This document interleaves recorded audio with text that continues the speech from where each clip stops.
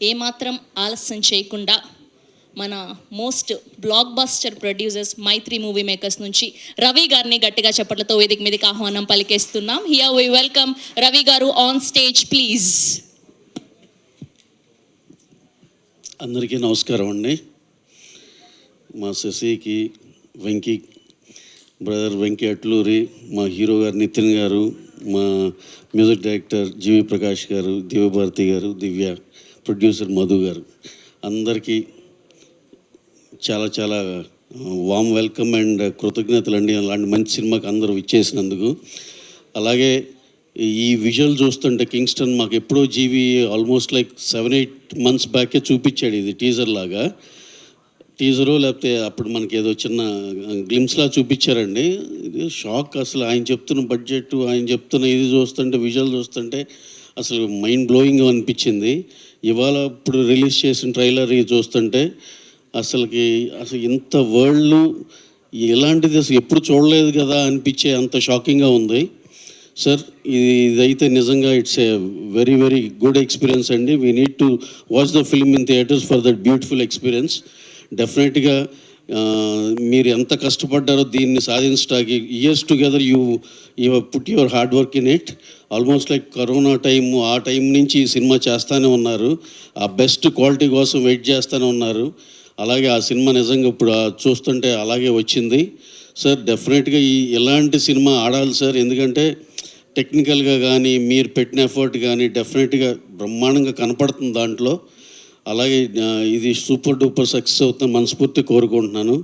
అలాగే మా హీరో గారు ఇవాళ ఈ ఫంక్షన్ గ్రేస్ చేసినందుకు సార్ చాలా చాలా హ్యాపీగా ఉంది మిమ్మల్ని చూస్తుంటే ఇక్కడ.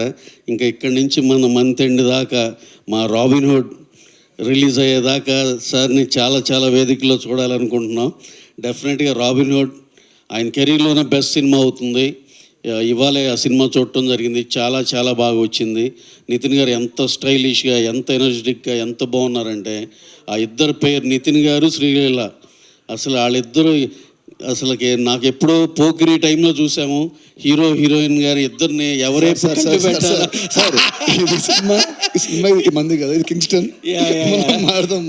Again I'm coming back to the same thing అండి. ఎందుకంటే ఇదేదో ఈ సెంటెన్స్ కంప్లీట్ చేయనండి నన్ను.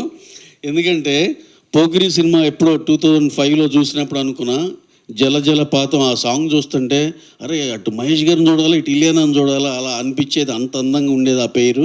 అలాగే మళ్ళీ అగైన్ నితిన్ గారు, శ్రీలీల ఇద్దరు అలా అనిపించారు సినిమాలో. ఇప్పుడే సినిమా చూసి వచ్చిన ఎఫెక్ట్లో మాట్లాడాల్సి వచ్చింది సార్, ఏమనుకోవద్దు. So again coming back to our Kingston, అందులో he's also part of our Robinhood అండి మన జీవి గారు. సార్ డోంట్ థింక్ అదర్వైజ్ ఏదో మా సినిమా గురించి మాట్లాడుతున్నాడు.